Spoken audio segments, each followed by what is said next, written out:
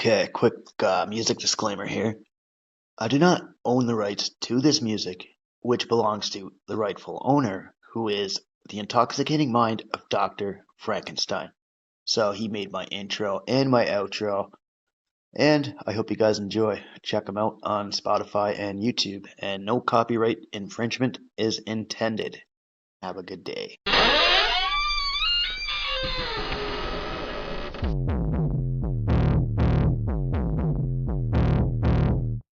A clear choice of good versus evil, of right versus wrong.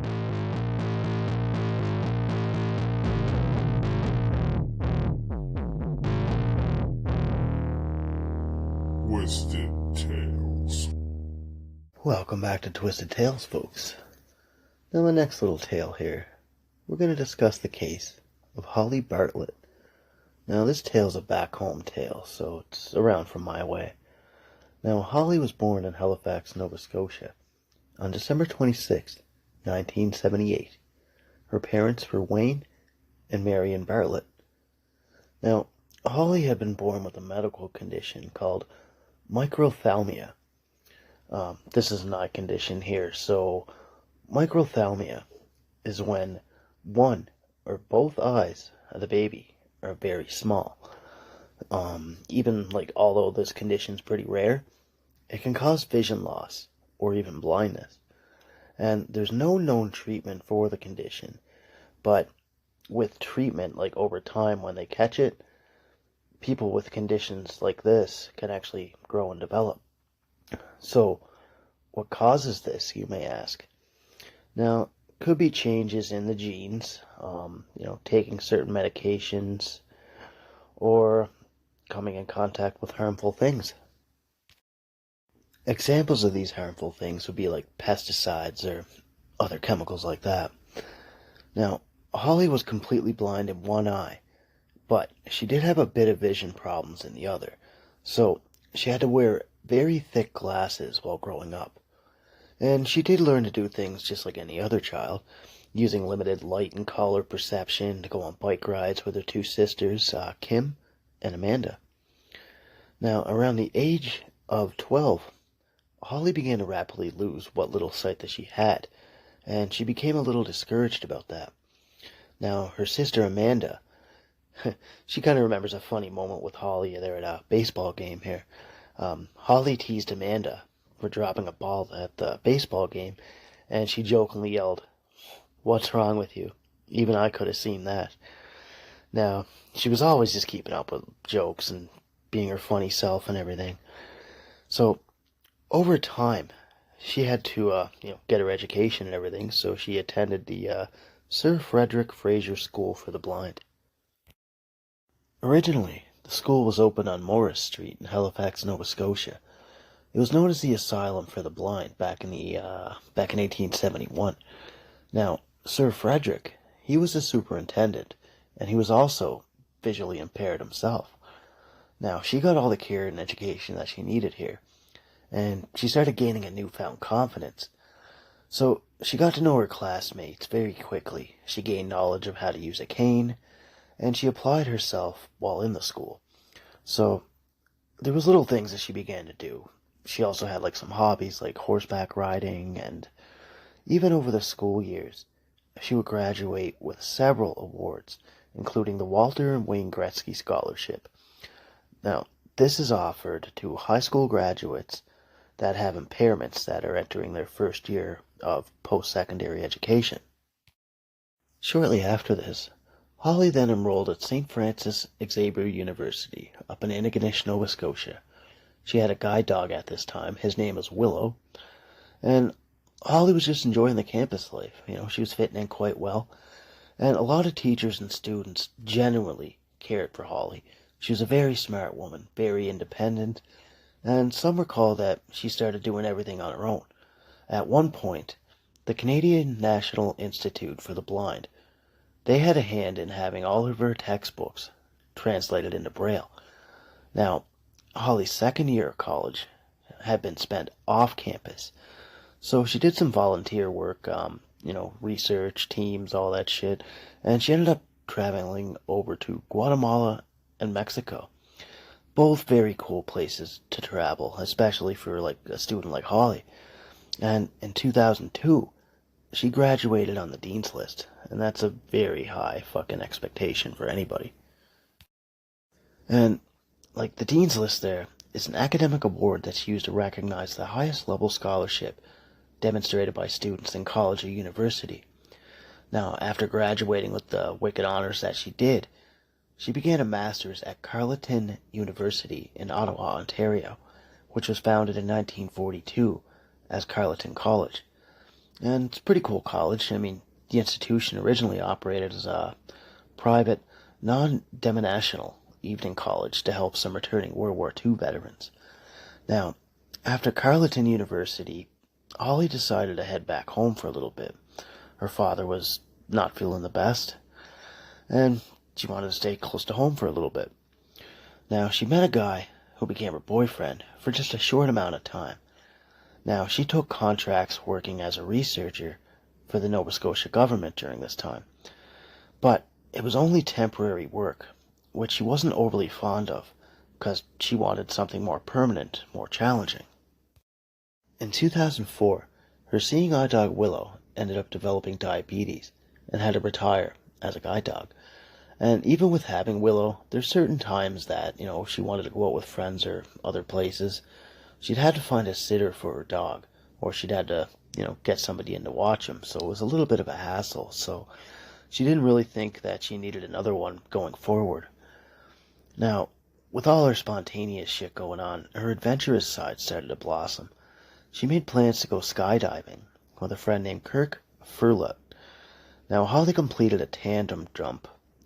She did that with a trainer beforehand, which means, so a tandem jump is where a student skydiver is connected to a harness with an instructor, and the instructor then guides the student through the jump as they descend towards the landing. Holly got into a lot of other activities there, like she showed everybody up at rock climbing. She became a master at that. So it was cool seeing her do other things that blind people don't normally do. Now, back in 2010, this was the night of March 26th, she decided to go out and have some supper and some drinks with some of her old school friends. Now, they decided on going to a year-end party that was located at the University Club. But beforehand, she met her friends Moira downtown, and this was at Fireside Restaurant. Now, after that, they went to the liquor store to go grab a bottle, and they headed over to their friends before hitting up the university party. So the gathering had about 30 or 40 people there. They had an open bar, they had some gag prizes, just so everyone was just kind of unwinding and enjoying their time together. Now, there were friends like classmate Gabrielle Joseph. He remembers Holly having some drinks, but nothing too major. She was laughing, hanging out, having fun, and she was just conversing with everyone, and her words were never slurred. Now, around 11 p.m., Holly decided to start unwinding from the party, and she wanted to head home. Now, a friend ended up calling her a cab, and when it came to the event that was still ongoing, she kind of wanted to stay. So Holly wanted to hear the very last speech of the night. So after a second cab was then phoned, it arrived around 11:50 p.m., and a friend actually walked Holly to the cab to make sure that she got inside safe. Now, she got in the cab safe, but she never made it home. Now, the very next morning had some really chilly temperatures. It was in the minuses, and it was around -6. Now, I'm sure with the wind chill, that is going to be a little bit higher, because when the wind blows with that wind chill, it can pretty much go right through you, depending on the speed of the wind and whatnot. Now, there was an iron crew that had worked that day, and they were going to go head over to the site. Now, the head guy, Stuart Hurlt, and his crew, they worked for Cherubini Metalworks. Now, that's a company up that has like the leading steel fabrication within the Dartmouth area, so they're pretty high up. Now, the crew were going to go install 2 towers beneath McKay Bridge. Now, when the crew opened up the gate to go head in, a worker saw that something was laying on the ground, but was unsure of what it was. And when they got a little closer, they realized that it was a person. They thought that she was dead, but they soon realized that she was still breathing, and they ended up covering her up with one of their coats. The workers quickly called 911, and the ambulance arrived on the scene. The EMTs had examined Holly, and she had bruises on her face, cuts on her hands and her knees, a few broken ribs, and her body temperature was 23 degrees. Now, if a body temperature is below 28 degrees Celsius, it becomes life-threatening. Now, under these conditions, that person will be very cold to touch, unresponsive, possibly not breathing, have low or no pulse, and the pupils won't respond to light changes, like if you're flashing a flashlight in their eyes to see, if they can check anything. Now, at 7 a.m., she arrived at the hospital. She was in surgery at 8:04 a.m., and her condition was off and on throughout the day, but it ended up declining overnight.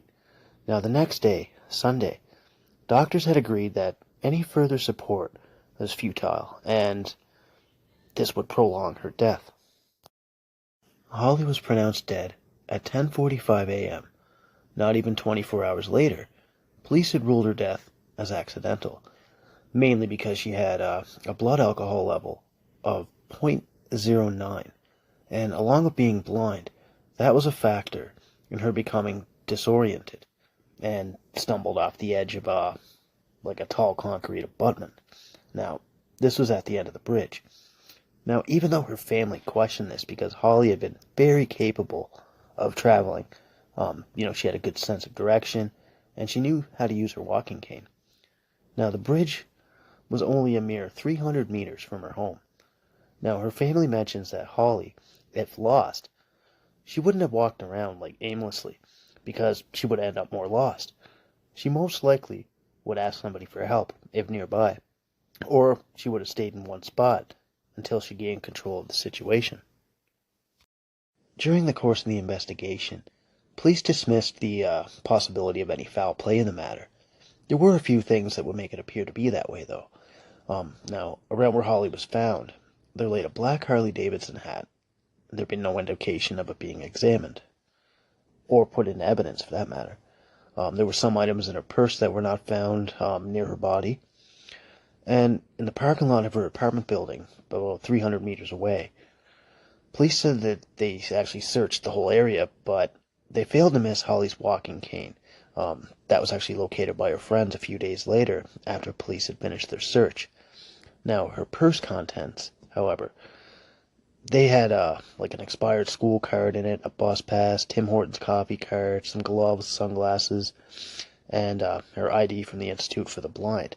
Now, they found all this stuff over in the parking lot to her apartment building. And the RCMP, the General Investigation Section, they reconstructed Holly's moments that day. Now, they pulled her bank records, they checked on videotape of her entrance from the liquor store. Now, she went there to go get that bottle before going to her friend's place. They interviewed Holly's friends, and even at the hospital when she was brought in, she was checked for signs of rape, and none were found. Now, the cab driver who dropped Holly off, he was pulled in for an interview with police. Now, he advised them that he had dropped her off around midnight. It was in the front of her apartment building, the Convoy Towers, that was called. And he didn't know Holly was blind at all. She gave him no indication of that. She exited the cab from the driver's side door. Now, police they also thought that maybe it was a suicide attempt, but eventually that was ruled out. Mainly because no passerby motorists made any reports of anyone on the bridge that night. Also, the surveillance cameras that were checked had no indication of Holly in that site. And the whole suicide thing here, if she wanted to commit suicide, she could have easily done so from her 8th floor apartment building, because it had a balcony out front. Now, as the investigation went on, Sergeant Mark McKinley, he had a theory that he came up with himself. Now, since Holly exited the driver's side of the cab, her apartment convoy towers there, this was located on the passenger side of the car, so she paid for the cab ride, and then the cab departed. Holly ended up walking away from her apartment building. The police think that since she had a few, that she was drunk. Now, then she wandered on the wrong side of the cab, across the driveway, headed down the sloped parking lot, and then walked about 200 meters and reached like the first little footpath under the bridge, and then headed down the path, and then had either tripped or stumbled and fell over the landing and landed down by the fenced area. And when the area was searched by police, they also had aid of a search dog. Now the dog located a small hole in the fence line. The dog went through, although the hole wasn't too much bigger than the dog. This made Sergeant McKinley kind of think a little bit. Now he figured that Holly had fell beside the hole, ended up gaining mobility, and then had crawled through the fence hole, crawled through the field, and then reached the abutment. Now McKinley thinks that the concrete slope had felt like an inclined path, and then naturally she climbed it. She went up it on her hands and knees, and then when she reached the top, she went over the edge of it, and then fell 2.5 stories to the ground.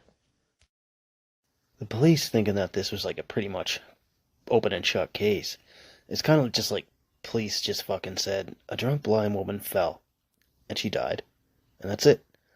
Despite other evidence, like her walking cane, like there was no indication that it was fingerprinted. They didn't fingerprint the items that were found in the parking lot, like, the wallet and the IDs and shit. Other things like that, her phone too, actually. Now, nothing was really given a second look, and everybody just seemed to, like, want this case wrapped up rather quickly. And it's not the first case that I covered that had some pretty shoddy fucking police work in it. But, like the cane, for instance, like, that was found by friends, not the police. And it was merely 20 feet away from around the fence line, so, there was the dog looking around there too, And also, there was a second hole in the fence that police didn't mention or speak about. And it just seems like even when the police searched themselves, and with the aid of the search dog, they never found her walking cane, and it was just really close by. I just feel like it wasn't a thorough investigation. And when I mentioned the fingerprints earlier, like if that had been properly done, if any other prints were on there, that would have broadened the search up. Like, hey, why are these other person's prints on Holly's cane? Oh, we don't know, so let's find out kind of thing, right? Even when the cab dropped her off, like, even though she had exited the wrong way, she would have used the sound of nearby traffic to pinpoint her direction home, because she used all her other senses. She was a very smart person. Like, she learned a lot of cool little things like that throughout her life. And the investigation just sort of went with, like, hey, she was intoxicated, she misjudged where she was, and she fell, and then later died from her injuries. And there were still a bunch of, like, questions that needed answering from this. Now, with the investigation being closed by the Halifax police, there was an external review done by Quebec City Police. Now, they were asked to conduct this because Holly's family had contacted Halifax Police Chief Jean-Michel Blaise because of some concerns about the investigation. Now, the investigation was conducted because he was hoping it would bring them some comfort and bring a little bit of closure to the family. Now, the Quebec City Police, the review into Holly's death had been accidental. Now, Mr. Blaise said that this case would not be reopened. Now, he said, quote, "There's no doubt there are unanswered questions, not because of investigative evidence, because there's not any evidence to support reopening it. Now, in many cases, we don't have a 100% clear picture of what transpired." And Halifax police had issued a response back in July of 2014 about Quebec City saying that they found shortcomings by the investigators and how they handled the case. The Quebec City police, like, some of the stuff that they cited about the Halifax police were like stuff like where Holly's body had been found, they didn't properly search the area, and a thorough investigation could have been done. Now, they also touched base on like how long it took police to find the walking cane that was later found by citizens. It was just like a flawed investigation to some. And the family hoped that after reviewing this case again, it would also help families who have had similar experiences. And during the course of the review, police also gained no new evidence And when going back and looking into things, no interviews have been conducted. Quebec police just pretty much reviewed the Halifax police work done. Nothing more. And in suspicious death cases, like most times, the very beginning of the case is the most crucial. At one point in all of this, there was actually a psychic that was brought in on the matter. Now, she spoke with Holly's mother, Marion, and cases involving psychics, oftentimes, it does help police. They do find bodies of victims. It's fucking pretty crazy. But it's not considered real evidence, and it can't be used in court. And like I said, psychics and police work, they go hand in hand, and they'll most likely continue on going forward. I mean, they've helped solve fucking some pretty high-profile cases, and along with police work, there were some pretty crazy cases like Amanda Berry, Chandra Sean Hornbeck, and yeah, that's just to name a few. And I do hope that someday the questions surrounding Holly's case are answered for the family, and that they can put some of this behind them, get some peace. And lastly, an award named the Holly Bartlett Memorial Award had been made up. This was offered up to encourage full access to post-secondary education for persons with disabilities, and to help them with their extra costs because of those disabilities. And that's all I got for you folks. I do hope you guys have a very Merry Christmas. You guys get to relax. So, stay safe. Thanks for tuning back into Twisted Tales. And if you want to pop up a rating or whatever, or give me a follow, you're more than welcome to do that. Until next time, folks, thanks for tuning back into Twisted Tales. Merry Christmas.